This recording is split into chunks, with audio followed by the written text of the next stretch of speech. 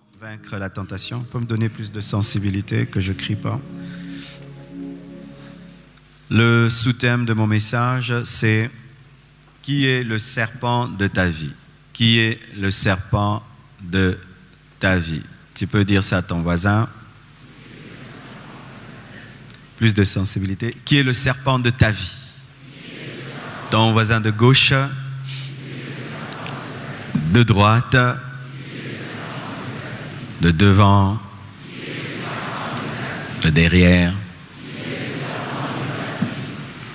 Celui qui te sourit, même s'il a faim. Quand on a faim, le sourire devient rare.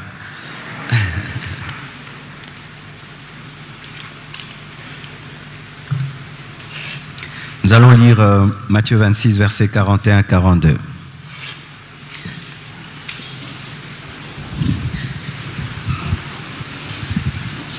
Matthieu 26, 41 à 42. La Bible dit « Veillez et priez afin que vous ne tombiez pas dans la tentation.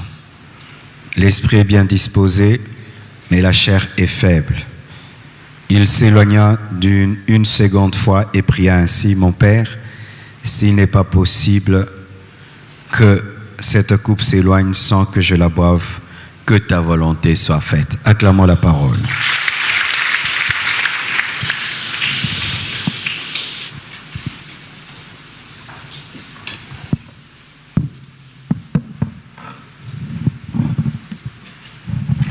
Avant de parler de qui est le serpent de ta vie, le premier principe aujourd'hui, c'est il faut reconnaître que tu es tenté afin de demander de l'aide. Il faut reconnaître que tu es tenté afin de demander de l'aide. Lorsque Dieu a voulu aider Caïn, il a aidé à être conscient qu'il avait besoin d'aide. On va aider la sœur à s'asseoir. Dieu a dirigé Caïn vers son cœur. Il lui a dit que le péché se couche à ta porte et ses désirs se portent vers toi, mais toi, domine sur lui. Amen.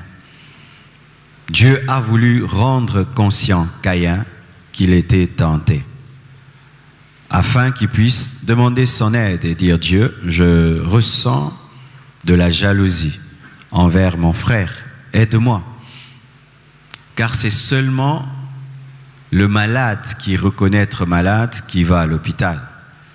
Beaucoup de malades meurent à la maison parce qu'ils disent « je vais bien, je vais bien, je vais bien » et puis ils meurent parce qu'ils n'ont pas reconnu qu'ils étaient malades. Il en est de même avec la maladie spirituelle.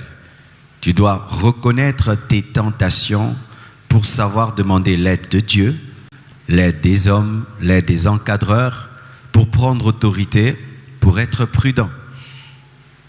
Quelqu'un qui n'est pas conscient qu'il est tenté peut se surprendre dans le péché alors que la tentation avait eu tout le temps de tisser la toile.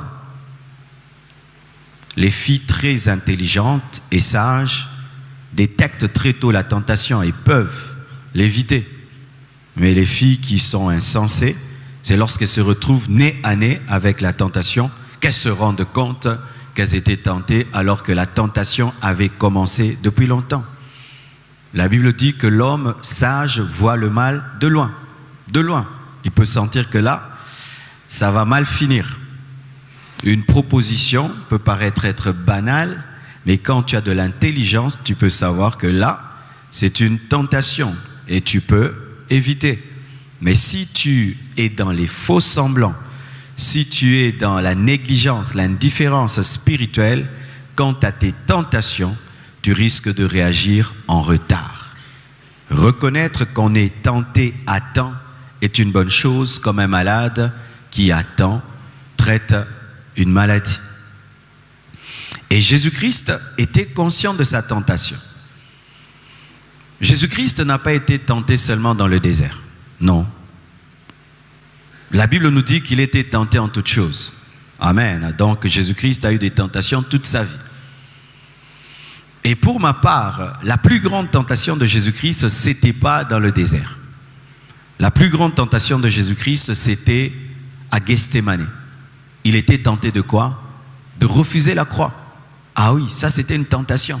Et là, Jésus, étant conscient de sa tentation, a prié comme jamais, jusqu'à ce que sa sueur s'est transformée en sang. Et ses disciples n'étaient pas conscients aussi de leur tentation. Ils se sont endormis et n'ont pas cherché l'aide de Dieu. Et lorsque Jésus était arrêté, ils l'ont régné. Celui qui était sensible à la tentation a réagi, il a prié et il a vaincu la tentation. Et ceux qui n'étaient pas sensibles n'ont pas prié et sont tombés. Es-tu conscient de tes tentations? Es-tu? Parce que certains disent, ah moi, ces enseignements-là ne me concernent pas, archi faux. Jésus était tenté en toutes choses. Lorsque nous, on nous formait pour devenir pasteur, on nous disait toujours, faites attention, voici les péchés des hommes de Dieu. L'orgueil, la cupidité, le mensonge, l'impudicité et quoi encore? J'ai oublié. L'orgueil, j'ai déjà dit. Orgueil, impudicité, mensonge, cupidité et autres que j'ai oublié. Et donc, quand on répondait à l'appel de Dieu, on était déjà sur nos gardes face à la cupidité, face à l'orgueil, face à l'impudicité. On savait que le diable vient toujours par là lorsqu'il s'agit des hommes de Dieu. On était conscient. Je me souviens le jour qu'on m'a consacré au ministère, on m'a donné une prophétie que le diable allait envoyer 10 personnes pour me faire tomber et me détruire. Et j'étais tous les jours aux aguets. J'étais conscient qu'il y avait un plan et j'avais mis en place une stratégie. Es-tu conscient de tes tentations? Le domaine dans lequel tu travailles a ses tentations. Regardez souvent les couturiers sont des menteurs. Vrai ou faux? Les quados. Vrai ou faux? Les cordonniers. Les réparateurs des choses. N'est-ce pas? Que c'est un péché qui agit dans leur travail. Donc quand tu deviens un couturier chrétien, fais attention. Comment tu vas faire? N'accepte pas des vêtements que tu ne sauras pas coudre. Pourquoi il mente? Il prend 20 vêtements alors qu'il n'a la force que de 5. Ainsi, il doit te mentir demain, et il prend l'argent, mais il n'a pas le temps, mais il prend. Et quand toi tu deviens couturier, tu sais que dans ce domaine, c'est le mensonge. Alléluia. Ainsi, tu prends des mesures et tu pries Dieu par rapport à cela, et toi-même, tu évites de t'engager au-delà de tes forces. Amen. Matthieu 6, versets 9 à 13 nous dit: voici donc comment vous devez prier. Notre Père qui es aux cieux, que ton nom soit sanctifié, que ton règne vienne, que ta volonté soit faite sur la terre comme au ciel. Donne-nous aujourd'hui notre pain quotidien. Pardonne-nous nos offenses comme nous aussi, nous pardonnons à ceux qui nous ont offensés. Ne nous induis pas en tentation, mais délivre-nous du malin. J'aimerais corriger ça parce que souvent nous prions et nous avons prêché ça. Mais le vrai sens, ce n'est pas ne nous induis pas en tentation parce que Dieu ne tente personne. Vous savez ça? Il ne faut jamais dire ne nous induis pas en tentation. Ne nous expose pas à la tentation. Ne laisse pas la tentation nous vaincre parce que Dieu ne tente personne. Alléluia. Quand tu étudies ce texte dans le vrai sens grec, ce n'est pas ne nous induis pas en tentation. Parce que dire que Dieu induit en tentation veut dire que Dieu est un tentateur. Et la Bible dit que Dieu, lisons même cela, dans Jacques 1, verset 12 à 15, la Bible dit: heureux l'homme qui supporte patiemment la tentation, car après avoir été éprouvé, il recevra la couronne de vie que le Seigneur a promise à ceux qui l'aiment. Que personne, écoutez maintenant, c'est comme s'il y a une contradiction dans la Bible, et chaque fois que tu trouves une contradiction dans la Bible, il y a un problème, soit de la traduction de la Bible, soit de ton interprétation de la Bible, soit une erreur de traduction de la Bible, parce que la Bible est écrite en hébreu, en grec, en araméen, et la Bible en français, en anglais, c'est une traduction. Donc il y a un homme qui est passé par là. Amen. Hein? Et maintenant la Bible dit que personne lorsqu'il est tenté ne dise c'est Dieu qui me tente. Mais la Bible nous dit ne nous induis pas en tentation, contradiction. Que personne ne dise c'est Dieu qui me tente, car Dieu ne peut être tenté par le mal et il ne tente lui-même personne. Donc, quand nous disons ne nous induis pas en tentation, c'est ne permet pas c'est que la tentation nous domine. Alléluia. Et donc Jésus-Christ, en apprenant à ses disciples à prier, il met une rubrique tentation. Pourquoi? Il sait que même s'ils seront remplis de l'esprit, ils seront soumis à la tentation. Que tu sois Paul, que tu sois Pierre, qui que tu sois, tu seras soumis à la tentation. Je suis en train de lire l'histoire des pionniers de la foi de l'Angleterre. Et parmi eux, on a cité un Indien anglais. Cet Indien anglais, Dieu l'utilisait, les aveugles voyaient, les sourds entendaient, les muets parlaient. C'était un homme de miracles comme pas possible. Et un jour, alors qu'il allait dans un village, une femme lui est apparue, très très belle. Et cette femme voulait le séduire. Et il a refusé, et puis il a chassé la femme. Et la femme a disparu. Il est allé dans le village poser des questions sur cette femme. Et les gens lui ont dit, jamais une telle femme n'a habité ce village. Et Dieu lui a dit que c'était un esprit impur. Quoi qu'il était spirituel, qu'il ouvrait les yeux des aveugles, qu'il faisait marcher les paralytiques, la tentation est venue. Quelle est ta tentation? Quelle est ta tentation? Quelle est ta tentation? Voici moi ma tentation. Et je le dis toujours aux gens. Les gens quand ils viennent me disent, ah Marcelo, c'est ce que je dis. Moi, je n'ai pas un problème des femmes, je n'ai pas un problème d'argent, je n'ai pas un problème d'orgueil. Moi, ma plus grande tentation, c'est quitter le Congo. Oui, c'est mon plus grand combat. Ouais. La plupart des gens avec qui moi j'ai grandi sont en Europe. Les gens avec qui on m'a formé dans le ministère sont partis en Europe. Presque tout le monde est parti, sauf moi. Et j'aime l'excellence, j'aime le beau, j'aime les bonnes choses. Mais quand je quitte seulement ma maison, aïe, aïe, aïe. Tu vois un voisin qui décide de commencer une boutique à ta gauche, l'autre décide de vendre les pains à ta droite, l'autre commence. Donc tu vois un beau quartier commencer à se transformer en n'importe quoi. Tu arrives comme ça, 4 jours, il n'y a pas d'eau. Tous les jours que j'ai remis mes pieds au Congo, après un long voyage, j'ai dit merci Seigneur, j'ai encore vaincu. Je vous dis la vérité. Hein. Tous ceux qui viennent me prendre à l'aéroport, ils entendent comment je râle. Il fait noir, je te dis des embouteillages. Tu as l'impression de rentrer dans un grand village. C'est ça ma tentation. Et s'il y a des intercesseurs qui prient, priez pour moi, que j'aime le Congo jusqu'au bout. Je vous dis la vérité. C'est pourquoi je me bats tous les jours à ranger autour de moi. À ranger autour de moi, à ranger autour de moi. Surtout aussi que je ne quitte pas souvent ma maison. Je suis à la maison, je suis ici tous les jours. Alors il faut qu'ici ça soit bien, la maison soit bien, la voiture soit bien, pour que le plus que possible, je puisse créer un écosystème anti-Congo. Tu mets 3 lignes de courant. Tu mets 4 citernes d'eau. Groupe électrogène. C'est ça mon combat, mon plus grand combat, mes frères. C'est celui-là. Mais je suis conscient. Et ne pensez pas que c'est un petit combat. Parce que si seulement je cède à cette tentation, je détruis cette œuvre.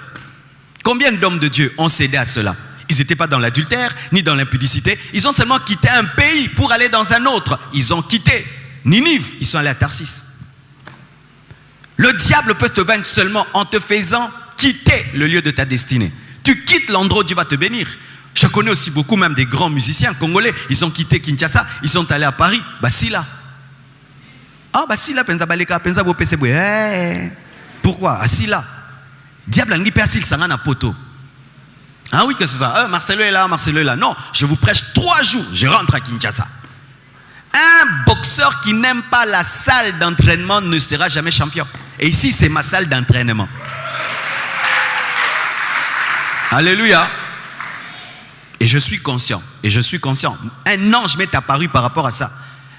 J'avais atteint un niveau vraiment, j'allais un jour vous dire seulement, un ange m'est apparu. Il m'a dit, reste à Kinshasa, travaille. Et le message que je t'ai donné ira dans le monde. Et vous savez, vous êtes même un instrument de Dieu pour ma sanctification dans ce domaine, parce que vous êtes une église formidable. Vous savez ça? Ouais? Oui? 40 jours.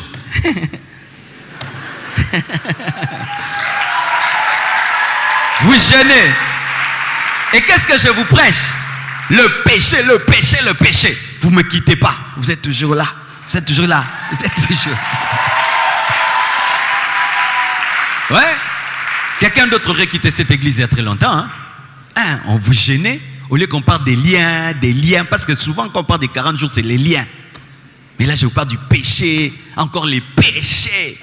Et vous êtes toujours là. Et quand je vous regarde, ça me pousse à rester. Je vous dis la vérité.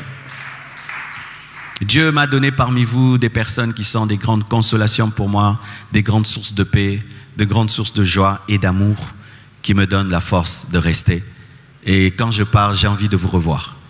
Et c'est ça le secret. Quand tu es conscient de ta tentation, prie Dieu. Il va établir des hommes solutions, des hommes paix autour de toi qui vont t'aider à ne pas tomber dans ton péché. C'est pourquoi Dieu a suscité des hommes paix, des hommes solutions autour de moi. Amen. Et une femme formidable. Parmi les gens qui m'en font aimer le Congo, c'est Blanche. Elle est là, Kinshasa. Elle aime Kinshasa. Et chaque fois que j'en ai, elle arrange la maison. Elle arrange la maison. Quand je voyage, je lui parle de comment là-bas c'est beau. Quand je rentre comme ça, elle change la chambre. Quand je vais comme ça, elle change le salon. Quand même, elle change le couloir. J'ai compris que Dieu passe par elle pour me garder. Alléluia. Que Dieu te donne une femme qui t'aide à vaincre la tentation. Alléluia. Et si aussi, ma sœur, tu vois que la tentation de ton mari, ce sont les femmes, tu dois te faire très belle. Parce que aussi des femmes comme ça, leurs maris sont attirés par les femmes, mais c'est quand tu décides d'être laide. Vraiment, tu ne t'aimes pas. Amen, mon frère. Amen. Donc, c'est ça mon combat. Rester au Congo. Et je tiens bon. Ça fait 22 ans de ministère au Congo. Amen. Ça, c'était l'introduction. Alors, la Bible dit que lorsque l'homme pêche, il ne pêche pas d'abord par une tentation divine parce que Dieu ne tente personne, mais l'homme est amorcé par sa propre convoitise. Voici les quelques sources de tentation. Il y a la chair, il y a le diable et il y a l'homme. Ce sont les trois sources de tentation. L'homme est d'abord tenté par lui-même, sa convoitise. 2, l'homme est tenté par le diable et l'homme est tenté par un homme charnel, un homme utilisé par le diable. D'abord toi-même, ta convoitise. 2, le diable. 3, tu as un homme qui est utilisé par le diable. Nous voyons la chair. Lorsque Amnon a désiré sa sœur Tamar, on ne nous parle pas du diable. C'est lui-même. Il a désiré sa sœur. C'est la chair. Il n'y a pas de diable, il n'y a pas d'esprit. Et c'est même pas Tamar qui a séduit Amnon. C'est lui-même. Amen. Hein? C'est lui-même. Là, c'est l'exemple d'une tentation qui vient de ta propre chair. La tentation qui vient du diable, nous voyons Jésus-Christ. Le diable a tenté dans le désert Adam et Ève. C'est une tentation directe de Satan. Et l'homme, nous voyons la femme de Potiphar qui tente Joseph. La femme de Potiphar, c'est l'homme qui tente un homme. Le diable qui tente un homme. La tentation de Jésus-Christ, ta propre chair, c'est Amnon lui-même qui a désiré Tamar. Mais sachez, derrière toute tentation, il y a le diable. Il y a la tentation directe du diable. C'est lorsque lui-même te tente. Parce que le diable peut t'apparaître, il te tente. Hein? Il peut t'apparaître, il te promet la gloire. Et il te dit, si tu veux la gloire, tu m'adores. Mais il y a des tentations indirectes du diable. Ta chair te pousse au péché, mais derrière elle, le diable attend pour récupérer l'action de la chair. Quelqu'un te tente et le diable est derrière pour récupérer.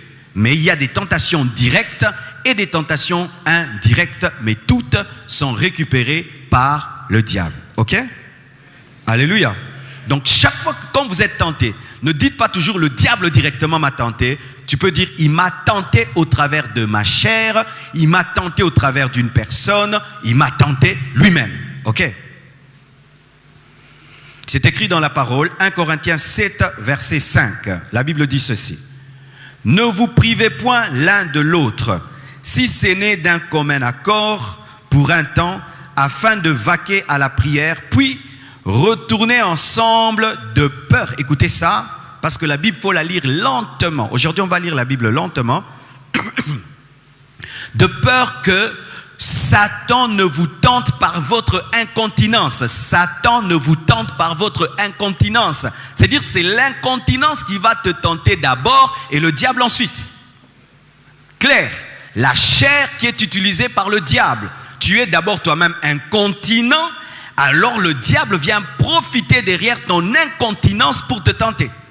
Donc la première tentation, c'est l'incontinence. Ensuite, Satan récupère cette tentation. La chair, le diable, l'homme.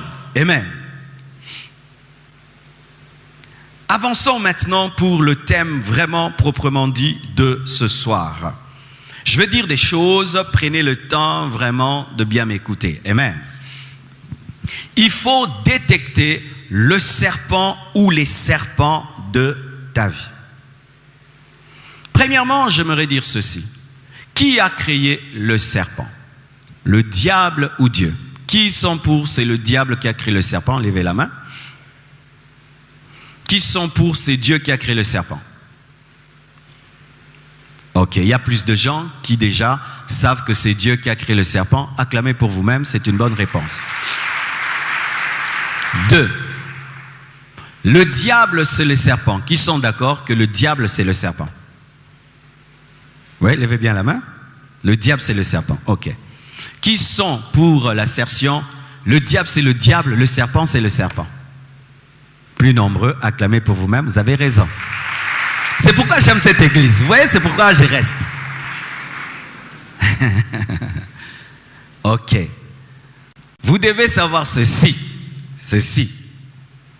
Ce n'est pas Satan qui a créé le serpent. Le serpent est une créature de Dieu. Je vais donner tous les versets. Le serpent est une créature de Dieu, comme le lion, comme l'éléphant, comme la girafe. Amen. Ce n'est pas Satan qui a créé le serpent. Le serpent est un reptile créé par Dieu. Et quand Dieu a créé le serpent, il a dit c'est bon. Vous savez ça? Qui sont d'accord avec moi? Pour l'idée, il faut qu'il n'y ait malin, mais d'abord il y a problème. Qui sont d'accord avec moi que quand Dieu a créé le serpent, il a dit c'est bon? Qui ne sont pas d'accord? Ok. Alors, sachez donc, si le serpent c'est le serpent et le diable c'est le diable, donc plutôt si le diable n'a pas créé le serpent, donc le serpent n'est pas le diable. Le serpent n'est pas le diable. Si un serpent nous apparaît ici, ce n'est pas Satan. Amen. Hein? Vous savez ça? Les motos. Il y a 2 animaux ou 3 qui ne doivent jamais entrer dans une église. Le chat, le serpent et l'hibou. Le hibou, l'hibou. L'hibou, le hibou. Ces 3 animaux, s'ils entrent, ils sont tués le même jour. Non, la chauve-souris aussi. Mais qui a créé le hibou? Dieu. Qui a créé le chat? La chauve-souris. Le serpent? Ok. C'est déjà la base. Amen. Donc, sachez cela, que le diable, c'est le diable, le serpent, c'est le serpent. Et le diable n'a pas créé le serpent, mais le serpent est une créature de Dieu. Genèse 1, verset 24. La Bible dit, Dieu dit que la terre produise des animaux vivants selon leur espèce, du bétail, des reptiles et des animaux terrestres selon leur espèce. Et cela fut ainsi. Dieu fit les animaux de la terre selon leur espèce, le bétail selon son espèce, et tous les reptiles de la terre selon leur espèce. Dieu vit que cela était bon. Puis Dieu dit, faisons l'homme à notre image, selon notre ressemblance, et qu'il domine sur les poissons de la mer, sur les oiseaux du ciel, sur le bétail, sur toute la terre, et sur tous les reptiles qui rampent sur la terre. Donc, il devait aussi dominer sur le serpent, ok? Dieu créa l'homme à son image. Eux, il ne les a pas créés à son image, et il les créa à l'image de Dieu. Il créa l'homme et la femme. Dieu les bénit et Dieu leur dit, soyez féconds, multipliez, remplissez la terre et l'assujettissez et dominez sur les poissons de la mer, sur les oiseaux du ciel et sur tout animal qui se meut sur la terre. Et Dieu dit, voici je vous donne toute herbe. Et à la fin, verset 31, Dieu vit que tout ce qu'il avait fait et voici, cela était très bon. Amen. Hein? Dieu, quand il a créé le serpent, il a dit très bon. Amen. Ok? Ok. Alors, mes frères et sœurs, voici un détail qu'on ne nous donne pas souvent sur le serpent. Lorsque tu lis Genèse 3, verset 1er, prenez cela. Genèse 3, verset 1er. Je vais parler un peu là. La Bible dit ceci. Le serpent était le plus rusé de tous les animaux des champs que l'Éternel Dieu avait fait ou créé. N'est-ce pas? On précise que c'est Dieu qui l'a créé, n'est-ce pas? N'est-ce pas? Il dit à la femme, Dieu a-t-il réellement dit, vous ne mangerez pas de tous les arbres du jardin? Et nous connaissons la suite.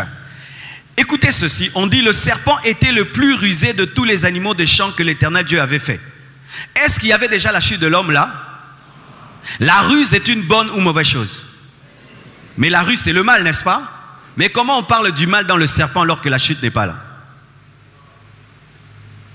Toi qui n'es mal limbe. Amen. On ne peut pas parler de ruse. On ne peut pas parler de ruse parce que le mal est entré dans les animaux après que l'homme ait péché, n'est-ce pas? Est-ce que Dieu a créé un animal rusé? Mais on dit qu'il était le plus rusé de tous les animaux. Et même on dit le plus rusé de tous. Plus rusé veut dire ceci. Le rusé parmi les rusés. Donc les autres animaux étaient aussi c'est déjà le mal. L'homme n'a pas encore péché, mais les animaux sont rusés. Maintenant, le serpent, c'est le leader des... Amen. Ne partez pas avant la fin du message. Amen. Hein? Je vais conclure. En soi, c'est pourquoi c'est bien de faire la théologie. Frère, faites attention, tu prends seulement ton 8 secondes. Waouh, Ndeko! Lorsque tu vas maintenant dans les textes originaux, parce que moi quand j'ai lu ça, parce que la Bible on la lit lentement, frère. J'ai dit non, il y a un problème. Rusé révèle qu'il y a déjà eu chute. Et quel est le vrai terme rusé? Le vrai terme utilisé pour ruser, en hébreu c'est fin, finesse. Et le vrai terme c'est aviser, aviser. Le serpent était l'animal le plus avisé. Et avisé, c'est quoi? Sage. Mais la Bible dit, soyez prudents comme le. Jésus a dit ça. Le serpent, là, c'est le diable. Hein? C'est le serpent. Doucement. Parce que si on dit qu'il était le plus malin de tous les malins, donc déjà Adam et Ève étaient entourés des malins. Mais... si on dit qu'il était le plus avisé de tous les autres, nous comprenons qu'il n'y a pas encore la chute. Et c'est vrai, mes frères. Dans les animaux, on trouve la sagesse. Je vais te montrer. La fourmi a la sagesse. Elle voit un gros pain. Elle vient seule. Elle trouve qu'elle ne pourra pas le manger. Elle appelle les autres. Ils grignotent en petits morceaux et transportent les petits morceaux sur le dos. Et puis déplacent tout un gros pain.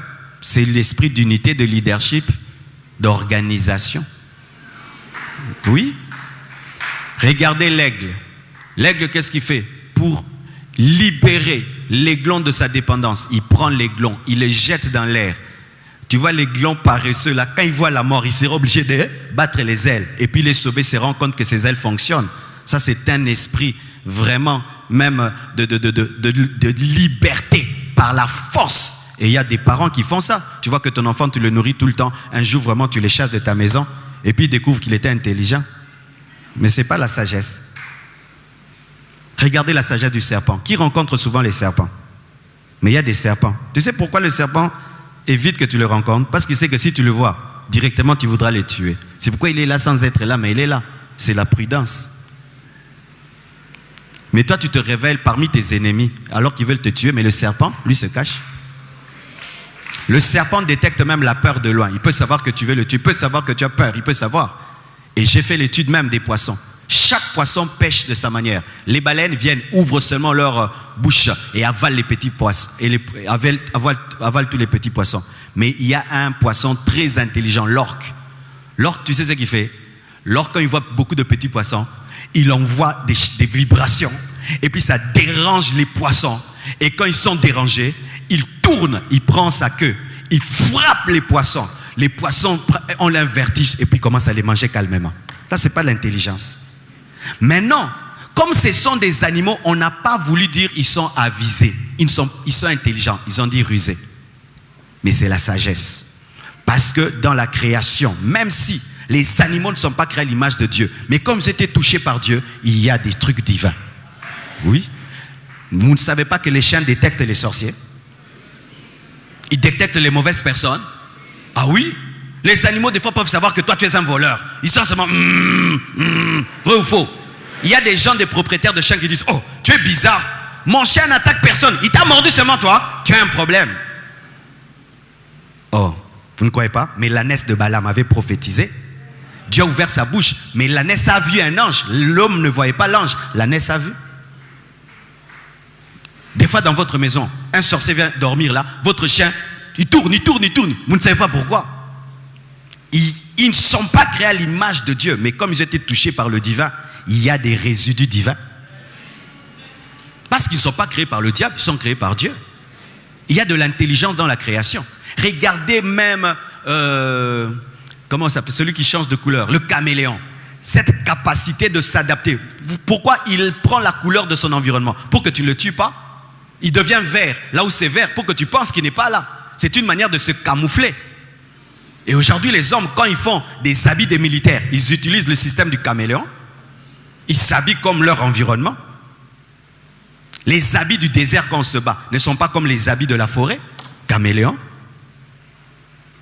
Regardez ces oiseaux qui migrent en des périodes précises parce qu'ils sentent que bientôt il y aura la pauvreté, la sécheresse et ils déménagent. Ce n'est pas l'intelligence. Lorsqu'il y a eu le tsunami, vous savez, ceux qui ne sont pas morts, les animaux, ils ont senti qu'il y avait quelque chose, ils ont fui sur la montagne. Et après le tsunami a tué les hommes, pas les animaux. Regardez même, un animal qui nous révèle que si Dieu voulait, l'animal allait parler, le perroquet. Si Dieu vraiment avait voulu, les animaux allaient parler. Parce que le serpent parlait, l'ânesse de Balaam a parlé. Dieu montrait que s'il voulait aussi aller parler, mais c'est une dimension qu'il a donnée à l'homme. Alors, parmi tous les animaux que Dieu a créés, on dit que le serpent était le plus avisé. Amen, hein? Le plus avisé. Donc, c'était lui le leader.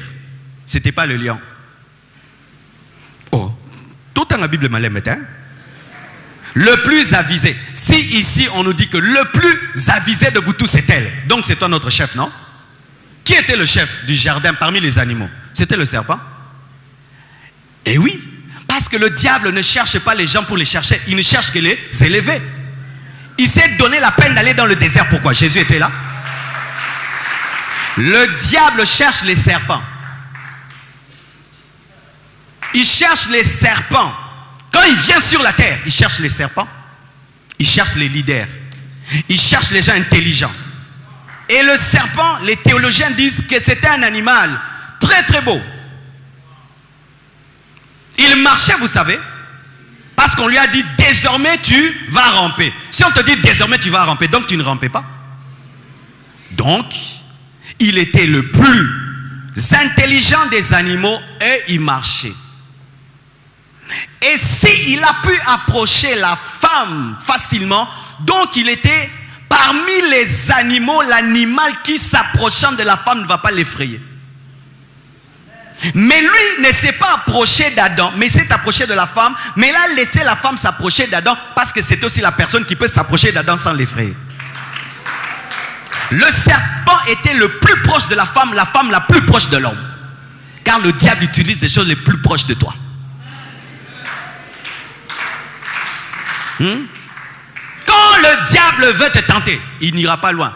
Il cherche toujours dans ton environnement la chose qui est la plus proche de toi. La plus proche de toi. Les choses qui nous sont les plus proches sont à la fois les meilleurs instruments de Dieu et les meilleurs instruments du diable. Les meilleurs. Si tu veux détruire la vie d'un homme, tu n'as qu'à entrer dans sa femme. Et le diable le sait. Si Si tu veux détruire la vie d'une femme, entre dans son mari. Le diable le sait. Et comme il le sait, vous qui êtes mariés, faites très attention. Hein. Si Dieu veut me bénir, il va passer par ma femme. Si Satan veut me détruire, il va passer par ma femme. Si Dieu veut bénir ma femme, il passe par moi. Si Satan veut détruire ma femme, c'est moi. Est-ce qu'il y a quelqu'un, un homme sur cette terre qui peut détruire ma femme plus que moi? Est-ce qu'il y a une femme sur cette terre qui peut me détruire plus que ma femme?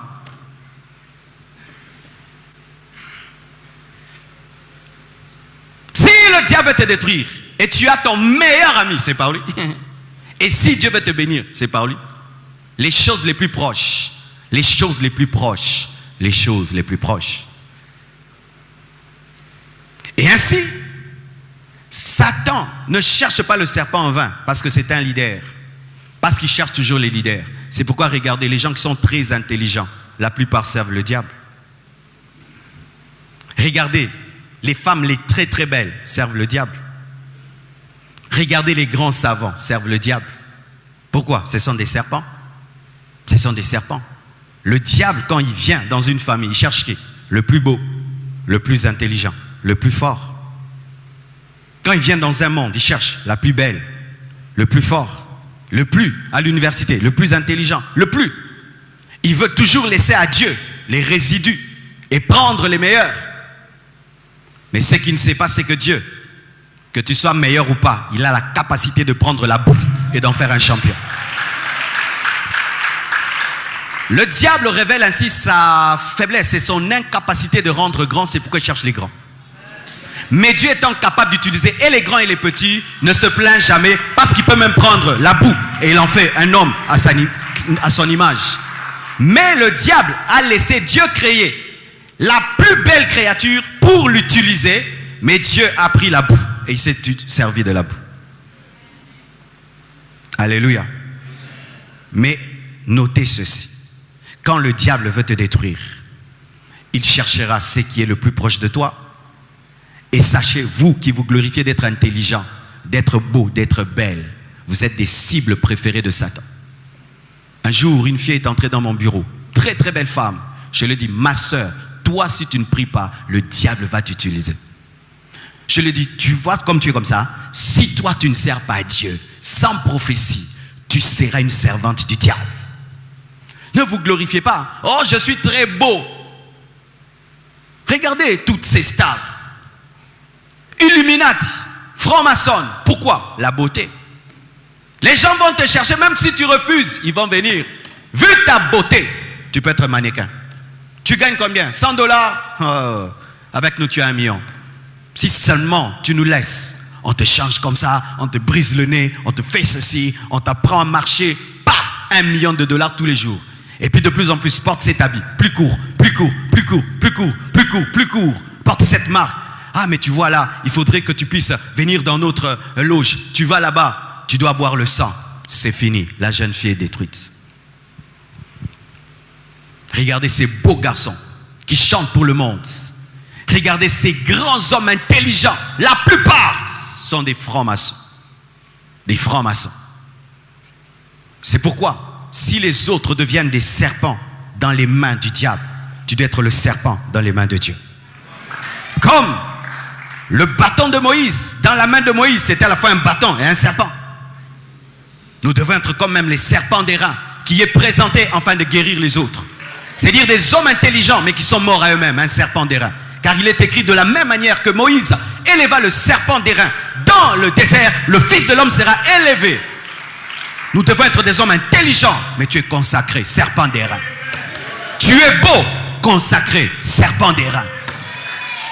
Tu es intelligent, tu es beau, tu as le leadership, tu as l'influence, mais tu es dans les mains de Dieu. Pendant qu'eux sont des serpents dans les mains des magiciens, nous sommes dans les mains de Dieu. Et c'est nous qui allons les avaler.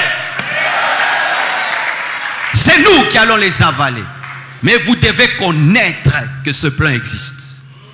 Et si cela s'est fait au commencement, c'est un plan qui se fait toujours.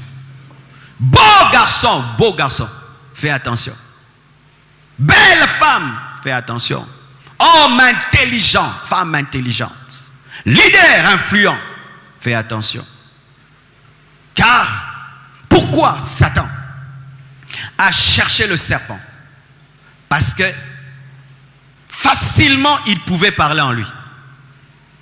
Je donne un exemple. Quelqu'un, parlons un peu. Si je reçois maintenant une prophétie en français, mais j'ai des erreurs de français, la prophétie sortira avec des erreurs de français ou sans erreurs? Avec des erreurs de français, n'est-ce pas? Parce que la révélation sera parfaite, mais comme elle transite par mon intelligence, je vais la communiquer avec mes erreurs. C'est pourquoi un homme très intelligent, il prend la Bible, il va la prêcher avec intelligence. Celui qui n'est pas très intelligent va commettre des erreurs. Pareil aussi, Satan voulait un instrument qui va dire à 100% ce qu'il veut dire. Il voulait avoir quelqu'un qui saura dribbler comme il dribble. Pourquoi? Lui-même aussi était parfait en beauté, parfait en sagesse. Il cherche les choses qui lui ressemblent. C'est pourquoi il aime les choristes. Il fut choriste. Oh, choriste, faites très attention. Vous savez que l'enlèvement sera annoncé par une chanson. Au son de la trompette et à la voix d'un archange. Quand le son et la voix se mélangent, c'est quoi? Une chanson. C'est pourquoi la musique est attaquée à la fin des temps. Parce que c'est au son de la musique que nous serons enlevés. Voix d'archange, son de la trompette. Trompette et voix. C'est quoi? Musique.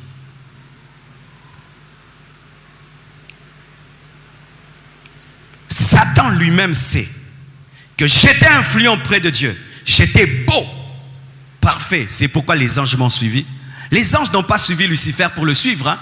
C'est parce qu'il était beau. Il était parfait, en sagesse, en beauté. C'est ce qui les a influencés. Alors il dit, ok, ce que j'ai fait aux anges, je vais le faire sur la terre. Je vais chercher parmi des hommes élevés, intelligents, beaux. Je vais les utiliser pour influencer les autres. Et comme je vais parler à Ève, je ne vais pas prendre n'importe quel animal. Parce qu'il pouvait faire parler n'importe quel animal. Mais il a fait parler l'animal le plus intelligent. Et quand cet animal intelligent a parlé, la femme est tombée. Mais alors, ce jugement qui s'est abattu sur le serpent, qu'est-ce qu'il signifie? Le jugement qui s'est abattu sur le serpent est un jugement double. C'est un jugement physique sur le serpent créature. Comme le diable est passé par toi pour tenter la femme, ta malédiction, c'est que tu vas ramper. Quand tu vois le serpent ramper, c'est sa malédiction. Et aussi, je vais créer une inimitié entre toi et la femme, toi et sa postérité. Tu mordras sa postérité et elle t'écrasera. La postérité de la femme t'écrasera ta tête et toi tu lui mordras le talon. Ce n'est pas d'abord spirituel, c'est physique. Nous tous ici, si nous voyons les serpents, c'est quoi? Vrai ou faux? Si seulement tu vois un serpent, bomba! Vrai ou faux? C'est sa malédiction physique. Mais dans cette malédiction physique, dite au serpent, il y a la malédiction de l'esprit qui était derrière le serpent, qui prophétisait la venue de Jésus-Christ, qui allait mourir à la croix, et le diable allait mordre son serpent, mais son talon, et Jésus allait écraser sa tête à la croix. À la croix, Jésus était mordu par le serpent parce qu'il est mort, mais lui, il a écrasé la tête du serpent car il était vaincu. Mais comme lui est mort sans péché, il est ressuscité le 3e jour, le venin du diable ne l'a pas tué. Donc il y avait une prophétie sur la venue de Jésus, la postérité de la femme, mais il y avait aussi un jugement physique sur le serpent, car tout homme qui voit un serpent cherche à les tuer. Amen. Évolue. Tout va bien jusque-là? Amen. Sinon, mes frères, on ne peut pas porter des peaux de serpent comme ceinture. N'est-ce pas, c'est très beau? Non? Si tu portes ça, tu as des démons. Sac peau de serpent, démons. Vous savez que l'huile de serpent fait pousser la calvitie? Oui, tapez sur YouTube, huile de serpent. Si tu as la calvitie, ça fait grandir. C'est un animal comme les perroquets et tout. Demandons aux Chinois, ils mangent tout, même les serpents. Évoluons à présent. Ainsi, le serpent, c'est la personne par laquelle le diable passe pour te tenter. Le serpent, c'est la faiblesse par laquelle le diable passe pour te faire chuter. Le serpent, c'est l'instrument du diable dans ta vie pour te faire pécher. Qui est le serpent de ta vie? Qui est le serpent de ta vie? Quelle est cette chose qui est proche de toi que l'ennemi utilise pour te faire tomber? Quelle est cette chose intelligente, aiguisée, qui a de l'influence, qui détruit ta vie? Quelle est cette porte du diable dans ta vie qui est le serpent de ta vie? Tu ne peux vaincre le péché sans connaître le serpent de ta vie. Le serpent de la vie de Ève, c'était vraiment le serpent. Mais le serpent de la vie d'Adam, c'était Ève. Vous savez aussi pourquoi? Adam a reçu la loi directement. Ève l'a reçue indirectement. Car lorsque Dieu a dit « vous ne mangerez pas », il avait dit à Adam et Ève lorsque Ève était dans Adam. Vous comprenez le mot? Vous savez qu'au début, dans Adam, il y avait Ève. Dieu a créé l'homme et la femme était dedans. Après, Dieu a endormi l'homme, il a sorti la femme. Dieu avait dit à Adam et Ève, vous ne mangerez pas dans Adam. Quand Ève est sortie, Adam lui a dit. Ainsi, Satan savait que s'il va auprès d'Adam, Adam avait la parole directe. Il a dit non, je vais utiliser la personne faible. Mais comme lui il est faible face à la personne faible, j'aurai le fort. Il faut faire attention au diable. Hein? Et je veux vous en parler à la fin, de faire attention au diable. Le diable souvent qu'on nous présente, ce n'est pas lui. Il faut faire attention à lui. Il sait que si je prends le serpent et il va parler à Adam dans son autorité, il va dire, hé, toi tu me causes. Comment tu peux? Il a dit non. Je vais parler à la femme. Et pourquoi à la femme? La Bible dit que l'arbre de la connaissance du bien et du mal était où? Au milieu du jardin. Donc la femme était au milieu du jardin. Et le jardin était grand. Elle s'était promenée jusqu'au milieu. Donc déjà elle était attirée. L'arbre de la connaissance du bien et du mal, c'était pas que koto tondolo, koto arbre d'Ezaki belezé comme moko. Imagine que je mets ici cette chaise. Amen. Hein?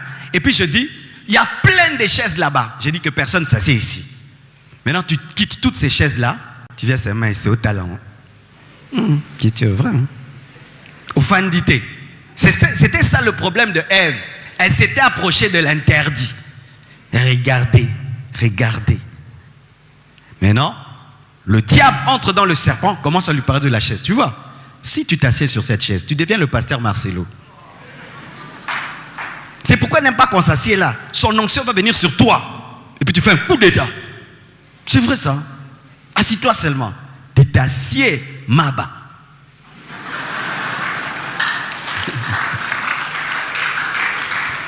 C'était ça. Ainsi, dans sa sagesse, il passe par la femme pour toucher l'homme. Parce que celui qu'il visait vraiment, c'était l'homme. C'était l'homme. Il a cherché l'homme au travers de la femme. Qui est le serpent de ta vie? Tu sais, le serpent de ta vie, ça peut être même la personne que tu ne peux pas imaginer. Que tu ne peux pas imaginer. Que tu ne peux pas imaginer. Un jour, je suis allé voir l'un des grands hommes de Dieu qu'on a eu dans ce pays. Et il me dit, mon frère, mes pires blessures dans le ministère, et il pleurait, hein, un papa, sont venues des faux frères. Mes pires blessures ne sont pas venues des païens. Mais s'il y a des gens qui m'ont fait pleurer dans ce ministère, ce sont des enfants de Dieu qui étaient faux, que j'ai aimés de tout mon cœur, mais qui m'ont poignardé. Cet homme était à la fin de sa vie, hein, mais en train de pleurer. Ce n'était pas des sorciers de l'église, hein, ni des magiciens. Hein. C'était des gens qu'il a formés, encadrés, qu'il a donné de l'amour. Et puis un jour, est arrivé à côté de lui. Pouah! Tu vois, quand les gens vont chercher des serpents dans le savane, qu'est-ce qu'ils font? Ils mettent le vaccin au cas où et ils portent des bottes. Comme ça, s'il est mordu, il était préparé. Mais il y a des gens qui ne se préparent jamais à des morsures de serpents dans la vie. C'est pourquoi tu les entends, ils pleurent toute leur vie. Nandi Marate, Ndima, et c'est Salami. Nandi Marate, Nandi Marate, Ye Penza, Ye Penza, Ye Penza, Ye ko.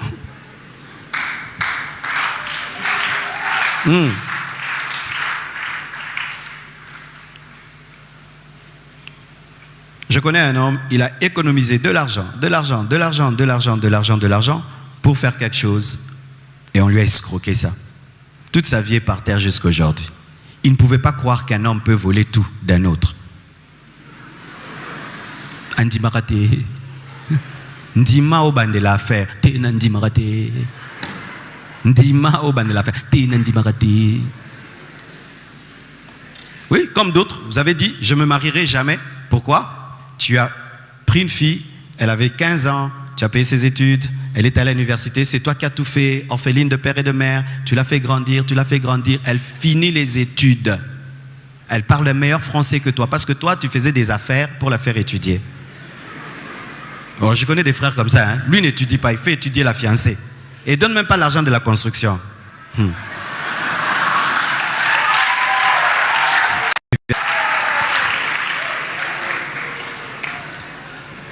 Ouais. Donne pas l'argent de la construction, les cabellos, tout il achète. Et la fille finit les études.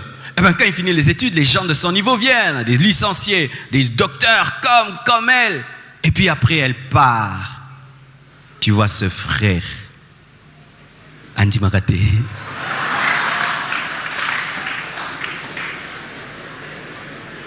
Fais les affaires, Nandi Marate. Teka, Nandi Marate. 1 année, 2 ans, il arrête les affaires, il n'arrête plus rien, il devient un philosophe. Bah si. Bah si.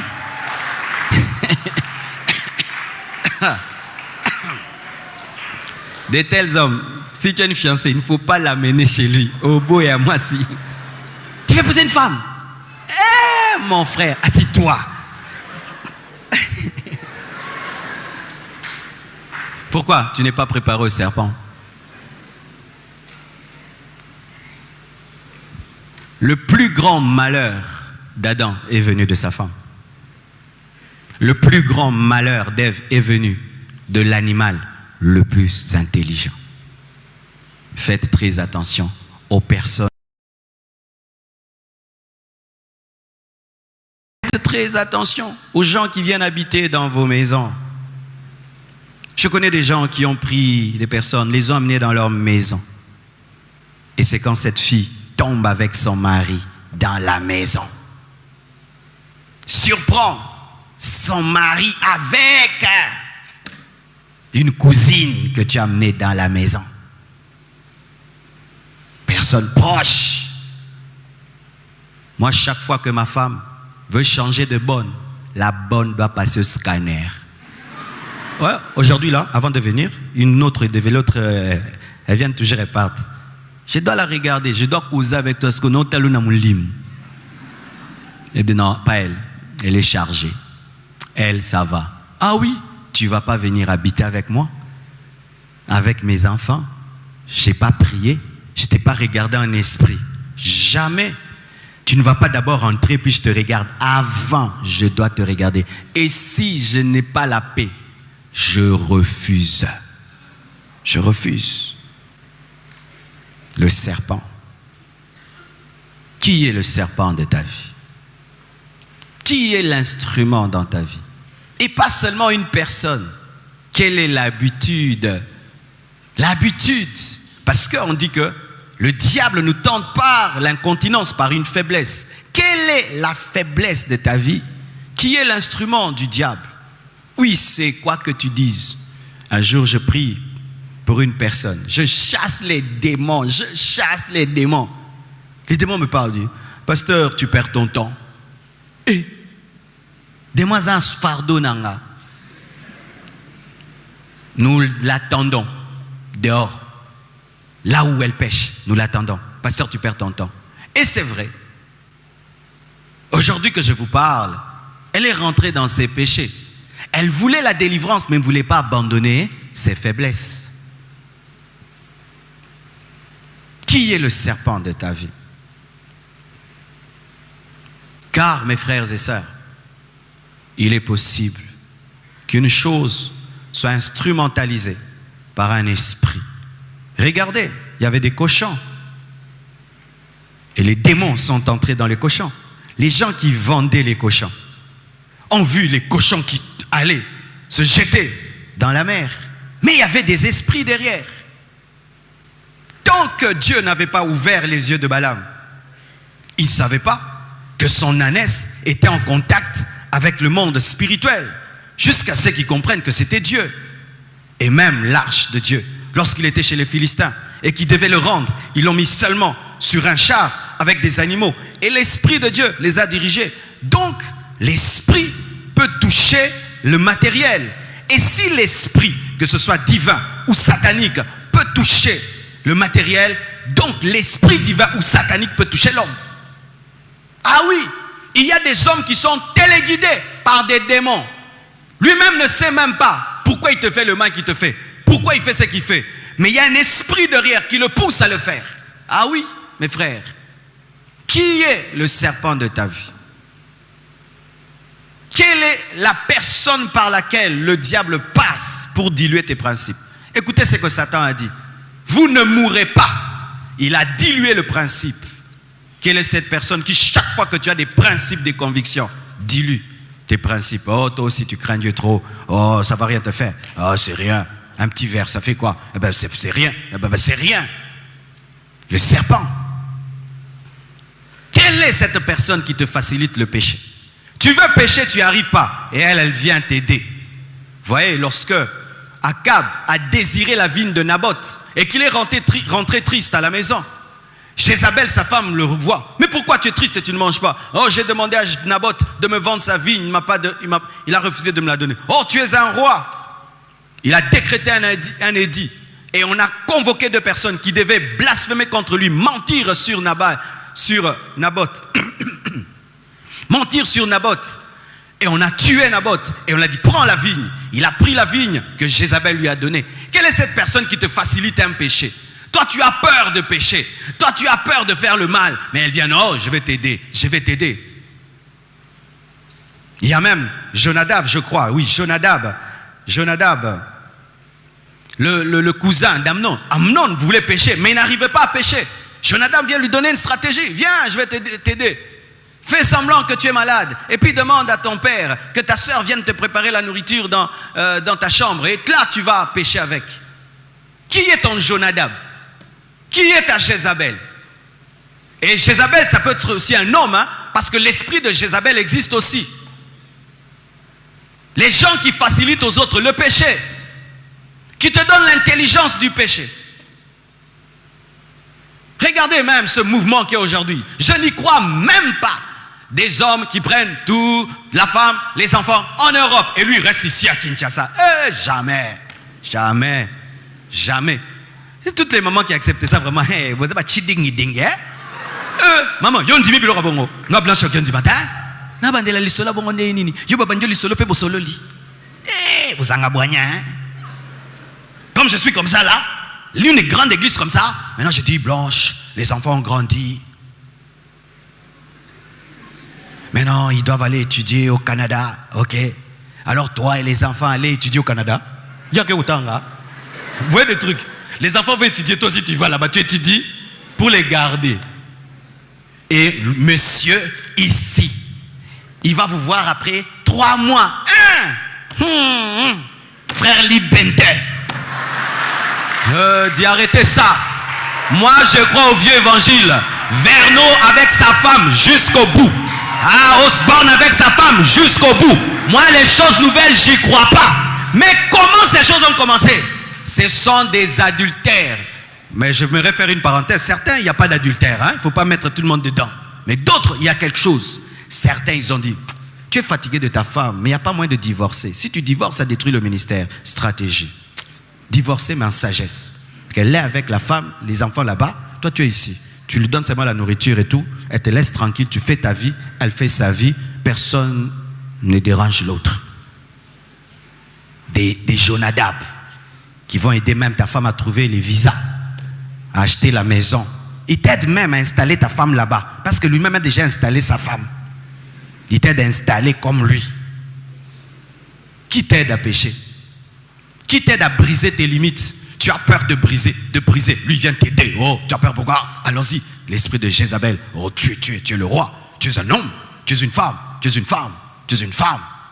Regardez souvent les femmes qui ont divorcé. Ce sont elles qui aident d'autres femmes à divorcer. C'est pourquoi moi, les femmes divorcées, tu ne peux pas fréquenter trop ma femme. Hein. Jamais. Jamais. Vous allez seulement causer prix pour toi. C'est fini. L'ami, jamais. Sinon, tu vas avoir des nouvelles phrases qui vont venir à la maison. Je suis encore jeune. Je peux refaire ma vie.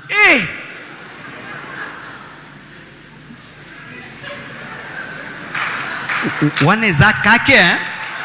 Tu es jeune, avec déjà 3 enfants, tu vas refaire ta vie. Car lorsque tu remarques des nouveaux comportements dans une personne stable, il y a une nouvelle personne. Ceux qui boivent ningani l'ora sikekoti. Les arabes. Ceux qui boivent ningani mutasika koti. Bizalelo zanangote, maloba boza ngote. Moi nani akoti, nyoka za wapi? Nyoka.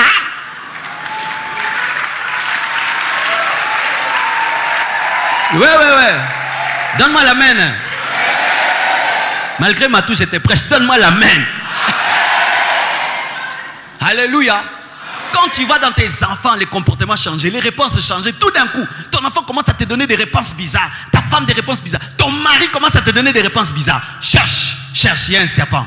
Il y a Jézabel. Il y a Jonadab. Il y a le serpent derrière. Jamais Ève n'est venue proposer ce fruit-là à Adam.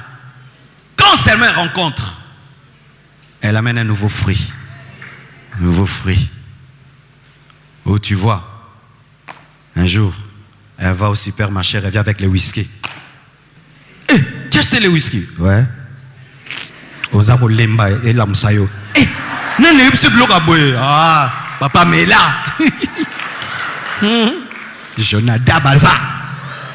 Il y a un serpent, un nouveau fruit dans la maison, un nouveau fruit.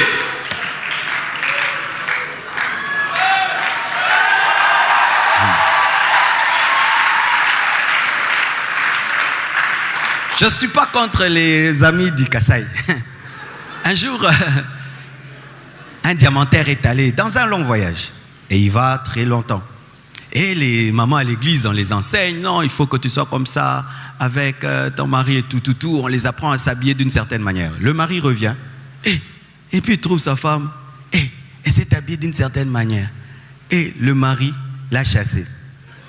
Elle a dit non. Qui t'a appris ça? Parce que ça, je ne savais pas.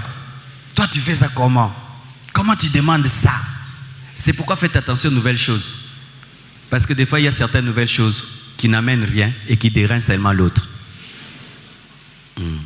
Mikolo Kande Bakom.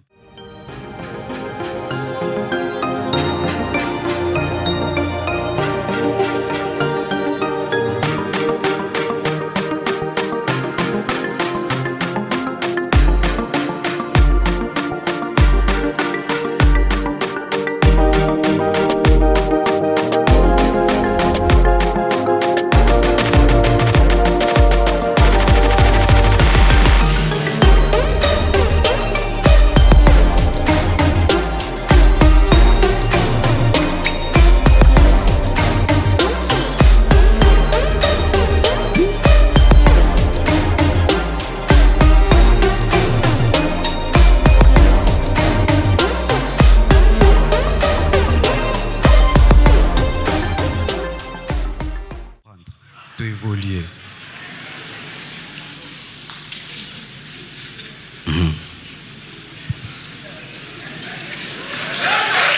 Amen. Alors j'aimerais un peu vous parler d'une chose que Dieu m'a révélée sur les démons, les esprits mauvais. Vous voyez même le fait même que je vous ai parlé que le serpent était le plus rusé de tous les animaux, et vous l'avez compris d'une certaine manière, que c'était un animal que Dieu avait créé, qui avait attiré le diable de par le fait qu'il était avisé. Mais ce diable, la manière dont il a opéré, révèle que ce n'est pas un esprit bête. Hein? Alors voici. À force de regarder les films et on met des démons, souvent quand on parle de démons, on voit un esprit bête, hideux, n'est-ce pas, et méchant. Hein? Quand on pense à un démon, c'est un esprit visqueux, bête, hideux et très méchant. On mélange souvent la bêtise, la méchanceté, la laideur, c'est ça le démon. Alors tu vois, quand tu penses que c'est ça ton ennemi, qu'il est bête, vilain, méchant, tu n'es pas trop sur tes gardes parce que tu le minimises. Mais mes frères, ce n'est pas la vraie version biblique des démons. Qui sont les démons? Vous le savez bien. Les démons, ce sont des anges. Ce sont des anges qui ne servent pas Dieu. C'est ça un démon. Parce que Satan aussi n'a pas créé les démons. Et tout ce que Dieu crée est intelligent. Vous voyez ça? Les démons ont refusé de continuer à adorer Dieu et ils ont suivi le diable. Alors c'était des anges, ils sont devenus des démons. Mais étant des démons, leur puissance, ils l'utilisent maintenant pour Satan.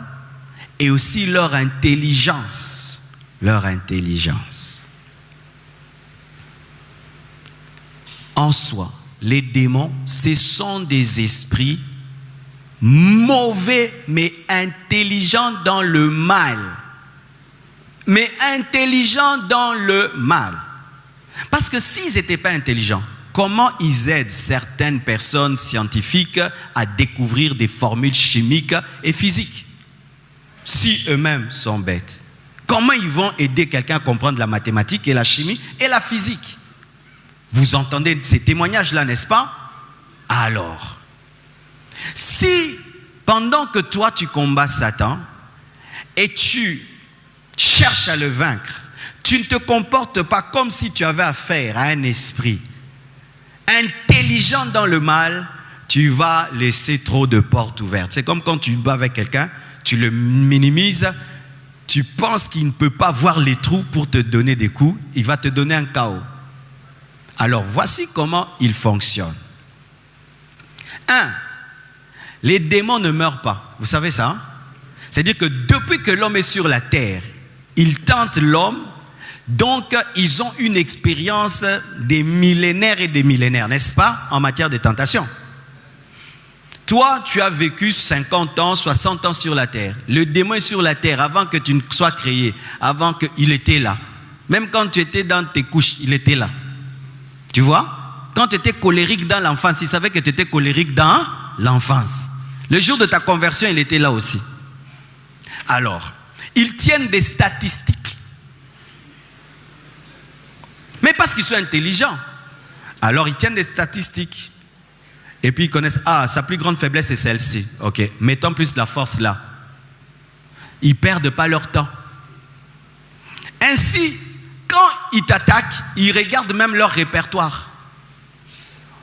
Qui ressemble à cet homme? En 1945, quelqu'un aussi était comme lui. Diego, oui, Diego. Mais si nous avons des ordinateurs, nous gardons des choses. Vous pensez qu'ils ne gardent pas? Ce sont des esprits. Ils n'ont pas d'ordinateur, mais ils gardent. Diego, Diego ando banganzambe peboe. Tout salara Diego nini? Oui, Diego, lui pour l'avoir, c'était pas une femme. C'était quoi qu'on avait fait? On l'avait amené à être tout le temps occupé et ne pas avoir le temps de prier. Ok. Diego, il a un travail, oui. Ça lui prend du temps, non. Toucher les patrons qui te donnent une promotion. Tu vas un jour au travail comme ça. Monsieur, vous êtes promu. Alléluia. Promotion. Salaire, 5 000 $ à la table. Mais on te dit, tu vas travailler des fois dimanche. Tu dis non. Moi, dimanche, il faut que je sois à l'église. Ok. Tu vas travailler rien qu'un dimanche par mois. Ok, je vais expliquer le pasteur. Et puis on te dit, Diego, mais si tu travailles, on lui avait dit, Diego, tu travailles encore 2 dimanches, on fait 10 000 $. 10 000, patron. 10 000. Et puis Diego, si tu fais 4, 20 000. Et avec 20 000, tu sais que tu peux. Et puis, il s'était donné tellement au travail, il ne priait plus. Et il a commencé à pécher progressivement, il est tombé. Faites de même. Tu n'es pas le premier homme sur la terre. Et eux sont là depuis longtemps. La seule chose qui peut t'aider à vaincre les démons, c'est l'Esprit. Sans le Saint-Esprit, tu ne peux pas. Ils sont plus expérimentés que toi, plus disciplinés que toi aussi. Ah oui, toi des fois tu dis je prie à 4 heures, tu pries à 7 heures. C'est pourquoi, frère, ces enseignements que je vous donne sur comment vaincre le péché, ne les prenez pas à la légère. Ne les prenez pas à la légère. Regardez, frère. Quelqu'un peut tomber malade. Ça ne fait pas un scandale. Hein? Quelqu'un peut ne pas donner une belle prédication. Ça ne fait pas un scandale. Pêche seulement. Tu verras le scandale de ta vie. Comment ça va t'arriver. Alors ne négligez pas ça. Et si le diable sait que c'est par le péché qu'il peut te donner le plus grand coup, sache que sa concentration contre toi n'est pas d'abord la maladie ni la pauvreté. C'est chercher comment seulement à t'amener à pécher et te séparer de Dieu. Jésus a dit, sans moi, vous ne pouvez rien. Jésus dit à Pierre, j'ai vu le diable te réclamer pour te cribler comme le froment, j'ai prié pour toi. Priez afin de ne pas tomber dans la tentation. La chair est faible, l'esprit est bien disposé. Ne va pas te battre contre le diable avec tes propres volontés, ta propre force. Tu ne pourras jamais. Pour vaincre le diable, tu dois avoir Jésus. Tu dois avoir le Saint-Esprit qui peut commencer à te dire, attention, il veut te donner un coup gauche. Il veut donner droite. Tu dois avoir comme coach Jésus, comme coach le Saint-Esprit. Mais si tu vas te battre seul contre lui, il est expérimenté. Il va te faire tomber, tomber, tomber, tomber, tomber. Mais si Jésus est ton coach, le Saint-Esprit est ton coach, c'est alors que tu le vaincras. Qui est le serpent de ta vie? Si tu l'as détecté, chasse-le. Si tu l'as détecté, résiste-lui. Si tu l'as détecté, sépare-toi de lui. Si tu l'as détecté, tu dois le haïr. Au nom de Jésus-Christ. Soyez bénis.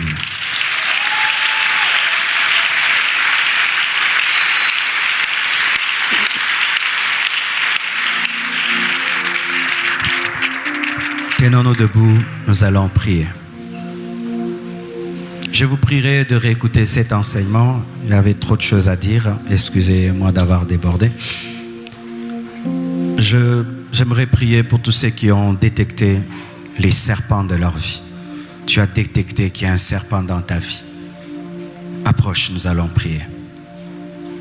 Tu as détecté un serpent dans ta vie.